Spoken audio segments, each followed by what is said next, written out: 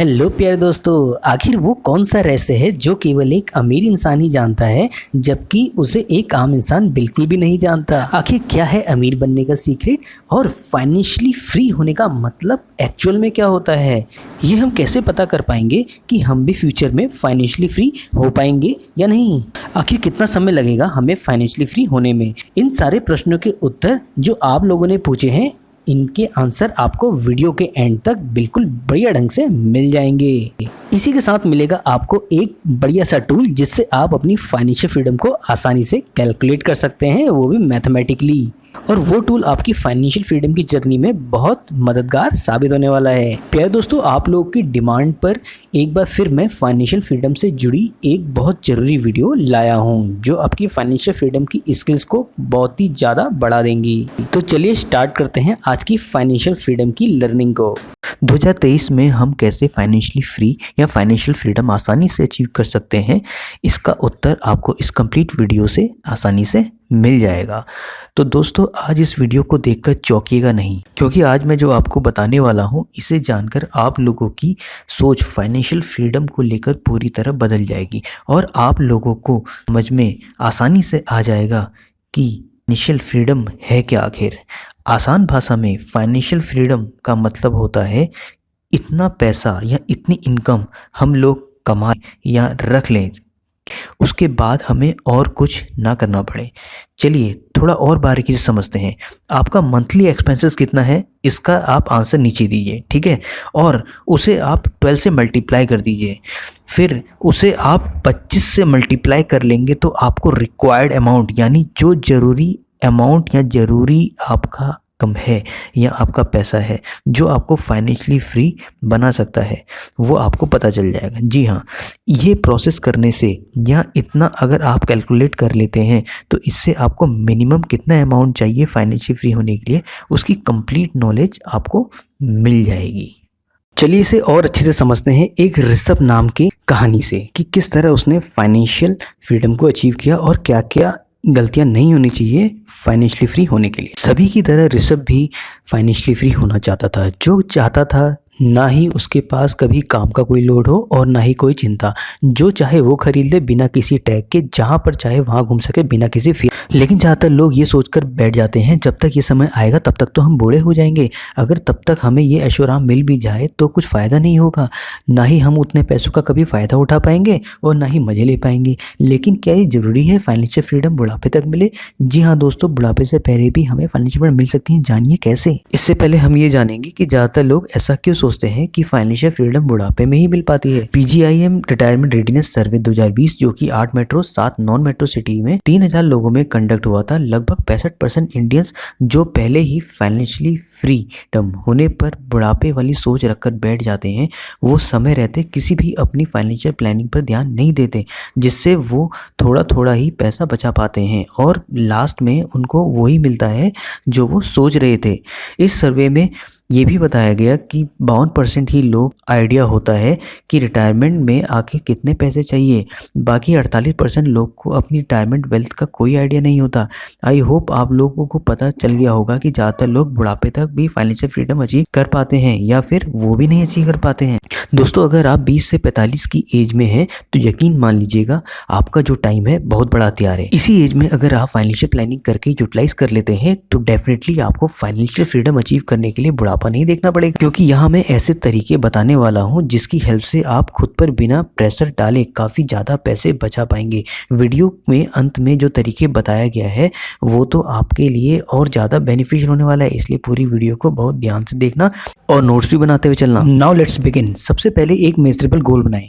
जैसे एक cricket match में पहली इनिंग के बाद बैटिंग करने वाली टीम एक स्कोर खड़ा करती है जिसको सामने वाली टीम को हर हाल में पूरा करना होता है सेकंड इनिंग में जीतने के लिए। अब खुद सोचिए, जरा क्रिकेट मैच में स्कोर नाम की कोई चीज़ ना हो तो कैसा होगा? स्कोर के बिना कोई भी स्पोर्ट्स आप इमेजिन नहीं कर सकते दोस्तों। इसी तरह हमारी लाइफ में भी यही केस अप्लाई होता है। बिना गोल के हमारी लाइफ मीनिंगलेस है दोस्तों, बिल्कुल अधूरी सी है। आपको हर वो शख्स कंफ्यूज मिलेगा जिसका कोई गोल नहीं है दोस्तों ज़िंदगी में। देखिए, अगर आप ये सोच भी लेते हैं कि रिटायरमेंट से पहले आपको फाइनेंशियली फ्री होना है, इससे कोई स्पेशल फ़र्क नहीं पड़ेगा, क्योंकि फाइनेंशियली फ्री होना आप लोगों का विज़न हो सकता है, गोल नहीं। क्योंकि आपका गोल तब डिसाइड होगा जब आपको ये पता होगा कि किस एज में या किस एज तक आपको कितने पैसे में पहुंचना है या कितनी अर्निंग करनी है। फॉर एग्जाम्पल, ऋषभ की एज अभी 23 साल की है और वो अभी 20,000 पर मंथ कमाता है। और अगर वो ये गोल सेट कर लेता है 25 साल के होने तक, वो अपना स्किल डेवलपमेंट इस हद तक कर लेगा कि उसकी जो मंथली इनकम है 20,000 नहीं बल्कि 50,000 हो जाएगी। तो फिर उसको अपने लिए एक बहुत बड़ा रीज़न मिल जाएगा कि आखिर क्यों उसे अपनी स्किल को बढ़ाते रहना चाहिए।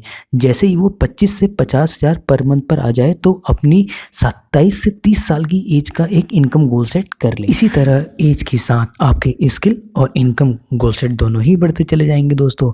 इसी तरह अगर गोल सेट करते चले जाएंगे तो 30 से 40 की एज में आपकी इनकम लाखों में होगी फ्रेंड्स। सेकंड नंबर पर आता है record your expenses between online and offline. पहले की टाइम की अगर बात की जाए तो बहुत दूर दूर तक पैदल चलकर सामान लेने जाना होता था और अलग अलग जगहों में छानबीन करके चीज़ें खरीदते थे दोस्तों, कि कहीं हम लुट कर घर ना आ जाएं।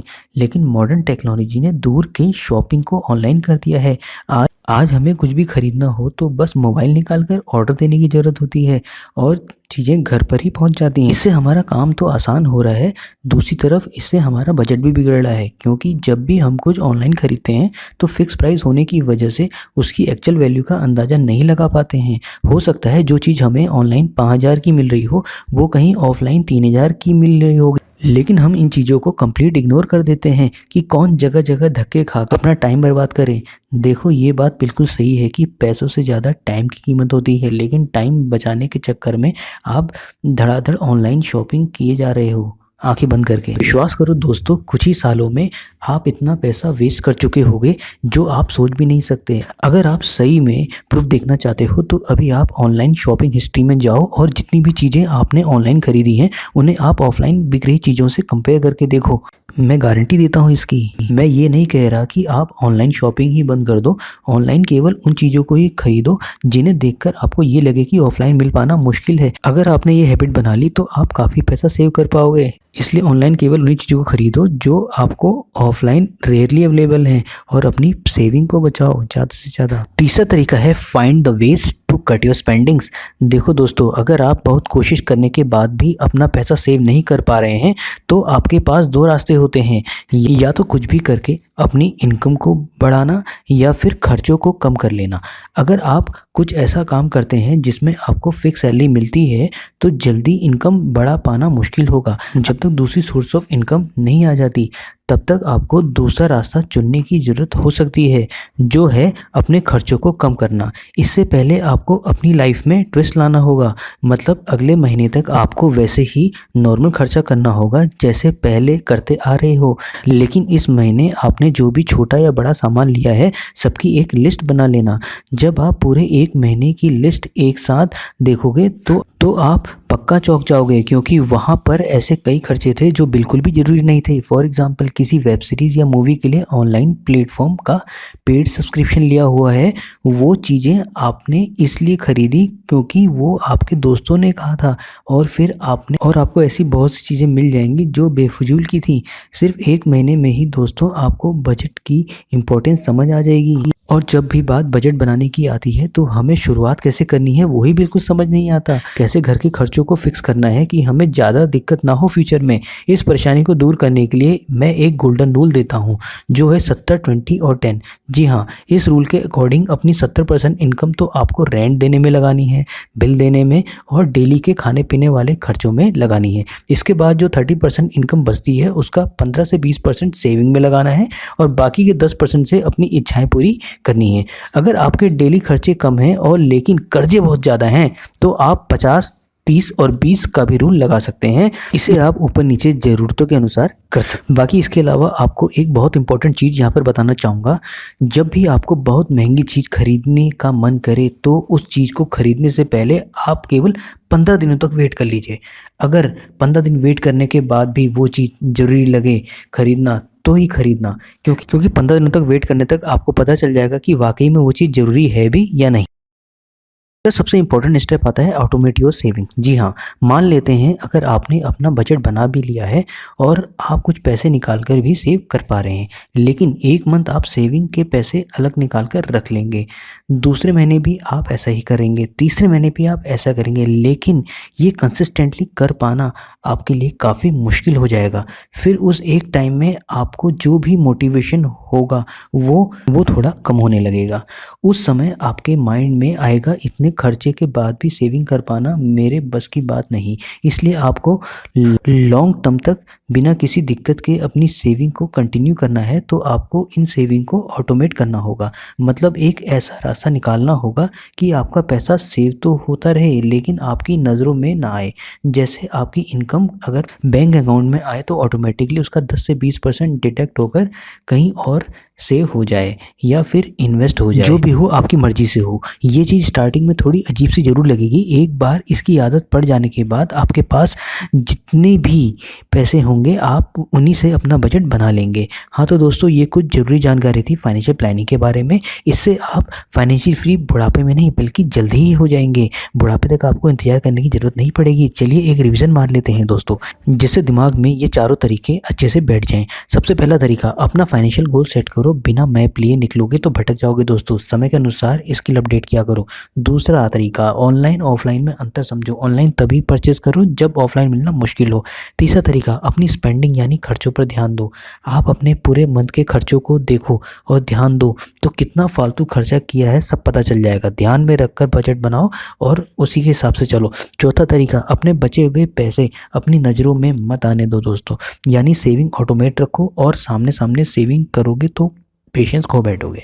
आई होप आज की फाइनेंशियल नॉलेज आपके बहुत काम की रही होगी।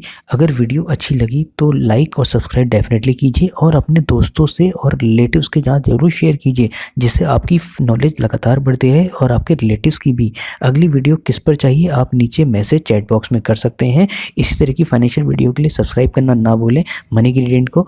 तब तक के लिए good luck, stay healthy, stay fit and take care. Love you all guys.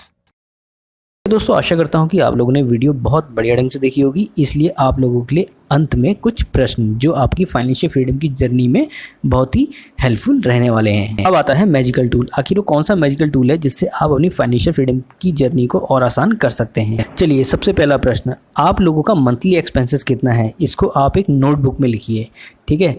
दूसरा, जो आपका मंथली एक्सपेंसेस है उसको आप 12 से मल्टीप्लाई कर दीजिए। दूसरा स्टेप। अब तीसरे स्टेप में आप लोगों को जितनी भी वैल्यू यहाँ पे कैलकुलेट करके आई है उसको आप 25 से मल्टीप्लाई कर दीजिए, तो ये उतना अमाउंट है जो आप लोगों को फाइनेंशियली फ्री होने के लिए चाहिए।